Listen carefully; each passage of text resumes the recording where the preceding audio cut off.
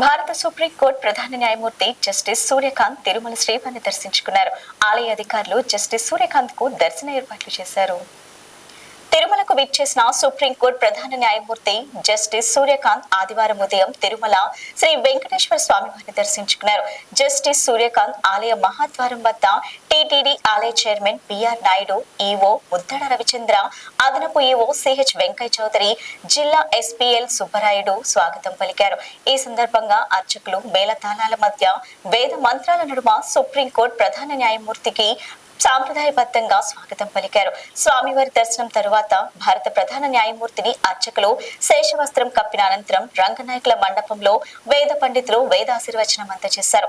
అటు తర్వాత TTD chairman B R Naidu, EO Muddada Ravichandra, అదనపు ఈవో శ్రీ సిహెచ్ వెంకయ్య చౌదరిగా భారత్ సుప్రీంకోర్టు ప్రధాన న్యాయమూర్తికి తీర్థ ప్రసాదాలు, స్వామివారి చిత్రపటాన్ని అందజేశారు. అనంతరం భారత సుప్రీంకోర్టు ప్రధాన న్యాయమూర్తి వరాహ స్వామివారిని దర్శించుకున్నారు.